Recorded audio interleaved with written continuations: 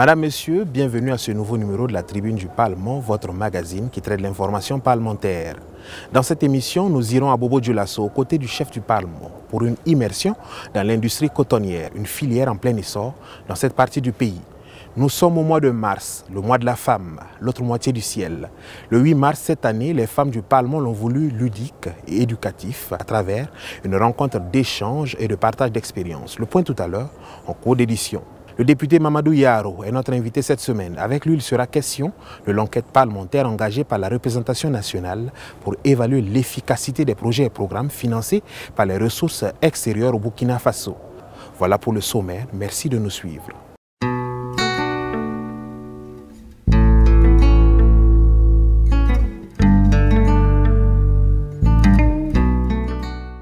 On débute cette émission dans la ville de Sia, où le président de l'Assemblée législative de transition a effectué le 5 mars dernier une visite au complexe industriel Bobo 3 de la Sofitext. Une visite qui a permis au Dr Ousmane Bougouma de s'imprégner du travail abattu dans cette unité de la nationale des fibres textiles, mais également d'apprécier la qualité des équipements installés. À cette visite, le chef du Parlement burkinabé a salué et encouragé la résilience et l'engagement de l'ensemble des acteurs de la filière coton qui, malgré le contexte sécuritaire difficile, travaillent à maintenir haut le flambeau de la production de l'or blanc. Le compte rendu avec Idrissa Warga et Karim Sissé. Un débriefing sur le complexe industriel Bobo 3 et c'est parti pour la visite du président de l'Assemblée législative de transition. Une visite qui commence ici au laboratoire de contrôle qualité et certification de semences.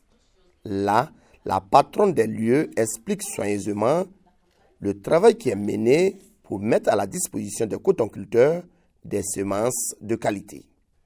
De là, le cap est mis sur l'unité d'égrenage. Le docteur Ousmane Bougouma a pu constater de visu l'équipement de pointe qui est installé. Au service de classement, le visiteur du jour s'imprègne du processus du travail mis en place pour offrir des fibres de coton de qualité. C'est ici l'occasion pour moi de saluer le directeur général et l'ensemble de ses collaborateurs pour le travail qu'ils abattent au quotidien et de les encourager à continuer dans cette dynamique. Mais aussi les encourager, au regard des réformes que nous engageons au niveau national, de travailler dans la même direction, que nous puissions développer au niveau national une chaîne de valeur intégrée, afin que le coton burkinabé puisse s'affranchir progressivement des aléas du marché international afin que nous puissions transformer davantage notre coton au niveau local pour l'intérêt de l'économie nationale. Pour la direction générale de la Sofitex, cette visite du président de l'Assemblée législative de transition est salutaire à plus d'un titre. Cette visite est une action qui va galvaniser les travailleurs. Vous avez pu constater la forte mobilisation à laquelle nous avons assisté pour accueillir donc le président de l'Assemblée législative de transition. Et nous avons expliqué au président les difficultés que nous rencontrons par rapport au prix des intrants agricoles. Ça, c'est une des grosses difficultés que nous avons eues cette année. Le complexe industriel Bobo 3 de la Sofitex a ouvert ses portes en 1989. Il s'étend sur une superficie de 15 hectares. L'amicale des femmes de l'Assemblée législative de transition n'est pas restée en marge de la célébration de la Journée internationale de la femme cette année. Une rencontre d'échange avec le premier responsable du Parlement et un panel sur le thème « Comment concilier vie professionnelle et familiale » ont ponctué la journée du 8 mars à l'ALT. On fait le point de ces activités commémoratives avec Idrissa Warga et Axel Nicole Yaro. Photo de famille du chef du Parlement, entouré par les femmes députées et le personnel féminin de l'institution parlementaire. Il faut immortaliser cette matinée dédiée à l'autre moitié du ciel. Le chef du Parlement, dès les premières heures, s'était entretenu avec ces dames à l'hémicycle pour leur traduire toute la reconnaissance de l'institution pour leur contribution au travail parlementaire. C'était aussi une occasion pour nous de nous arrêter, de faire le point de la contribution des femmes au travail parlementaire, de saluer cette contribution. Parce que pour l'essentiel, l'administration parlementaire a un pourcentage assez élevé de femmes qui participent dans les différentes directions, que ce soit au au niveau de la sécurité, au niveau du secrétariat, au niveau de l'administration parlementaire. Nous avons des femmes qui au quotidien contribuent au travail parlementaire. Nous avons salué cela et les remercier et les exhorter à rester mobilisés afin que l'Assemblée législative de transition puisse accomplir convenablement ses missions. Réunies par l'amicale des femmes de l'Assemblée législative de transition, les femmes du Parlement burkinabé ont également réfléchi sur comment concilier vie professionnelle et vie familiale. Nous avons voulu échanger et pour voir quelles sont les stratégies que nous pouvons dégager pour aider les femmes de l'administration parlementaire à mieux s'organiser pour pouvoir concilier leur vie personnelle, leur vie familiale et la vie professionnelle. Et nous aussi, certaines aussi ont partagé leurs propres expériences qui peuvent aider leurs sœurs à mieux s'en sortir. La veille du 8 mars, cette amicale de femmes s'était eu jusqu'à travers la montée des couleurs à l'Assemblée législative de transition, puis un don à l'école inclusive de Siloé. Une série d'activités qui ont enrichi ce qu'elles ont baptisé les 48 heures de la femme fonctionnaire parlementaire.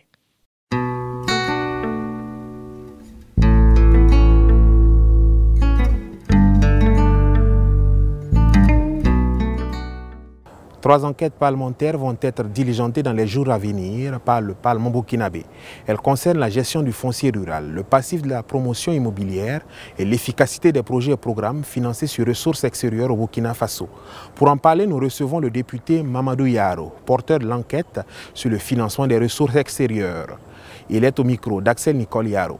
Bonjour Nourab Yaro. Bonjour Axel Yaro. Vous êtes le porteur de la commission d'enquête parlementaire chargée d'investiguer sur l'efficacité des projets et programmes financés sur ressources extérieures au Burkina Faso.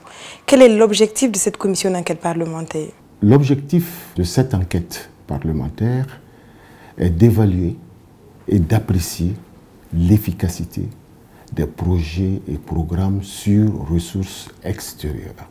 En un mot, financés par les partenaires techniques et financiers. En termes d'efficacité, il y a quand même quelques fondements qui sont très importants et qui partent d'abord d'un certain nombre d'exigences au profit du Burkina Faso en ce qui concerne ses projets et ses programmes.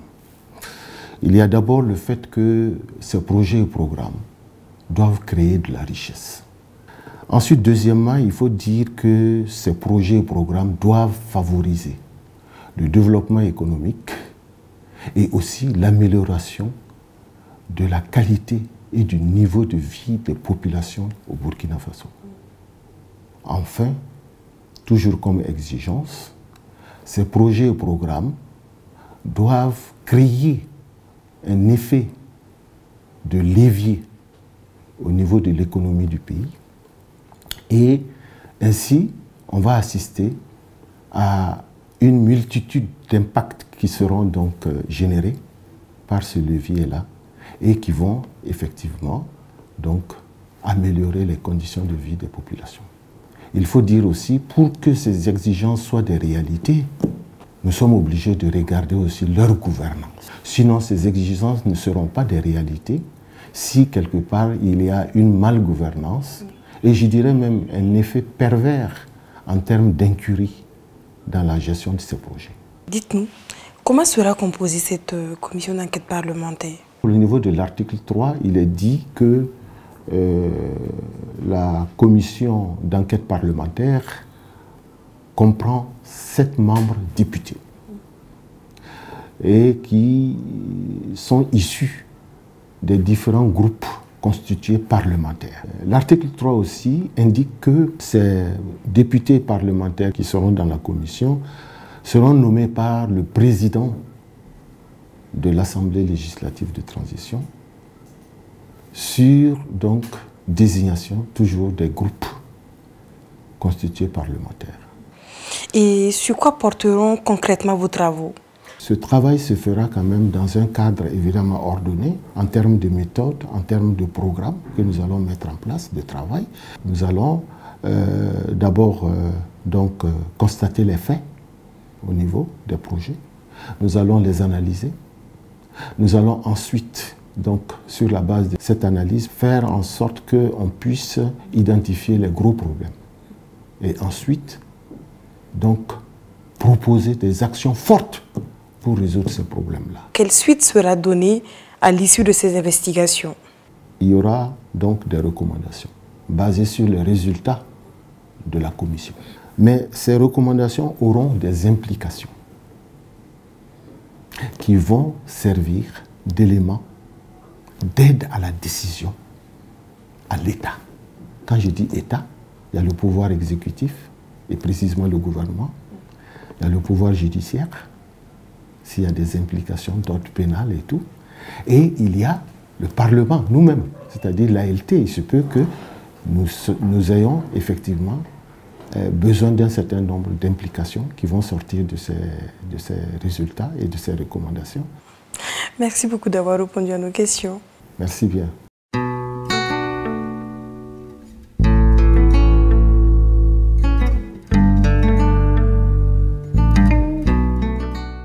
Le vocable cette semaine s'intéresse au terme majorité. Que signifie cette expression de façon générale et dans le cadre parlementaire? Combien de majorités dénombre-t-on et à quelle fin? Élément de réponse avec Albert Bébé Kambiré, chef de service du suivi des lois à l'Assemblée législative de transition. Le concept de majorité se rencontre en droit constitutionnel et en droit parlementaire. Alors il a deux sens essentiels. D'abord, la majorité est perçue comme une pluralité de voix qui s'exprime donc lors d'un scrutin, lors d'une élection. De ce point de vue-là, trois variantes de majorité peuvent se dégager. Il y a la majorité dite absolue, il y a la majorité dite qualifiée et la majorité dite relative ou simple. La majorité absolue, c'est la moitié des voix plus 1, donc plus de la moitié des voix. La majorité qualifiée, c'est ce type de majorité-là qui rend difficile la prise de décision. C'est là où vous verrez des majorités de 2 tiers, de 3 quarts, de 3 cinquièmes, etc. Il y a la majorité dite simple ou relative, qui est ce type de majorité qui est obtenue dans le cadre d'un scrutin par un candidat par rapport justement à ses concurrents. L'autre aspect de la majorité, c'est la majorité donc, qui s'exprime dans l'enceinte parlementaire. Évidemment, il s'agit ici d'avoir un parti ou une composition de partis qui soutiennent donc l'action du gouvernement. En cela, on dit que le gouvernement bénéficie de la majorité. La majorité peut être l'émanation d'un seul parti qui détient la majorité donc, des voix, des sièges à l'Assemblée. Ça peut être aussi une composition donc, de partis qui effectivement se réunissent pour former la majorité et soutenir donc l'action du gouvernement. C'est tout pour cette émission que j'ai eu du plaisir à vous présenter. Merci de l'avoir suivi. N'oubliez pas que l'impossible recule toujours quand on marche vers lui. L'obstination est le chemin de la réussite. Gardez toujours à l'esprit que votre propre décision de réussir est plus importante que n'importe quoi d'autre. À très bientôt pour de nouvelles informations parlementaires.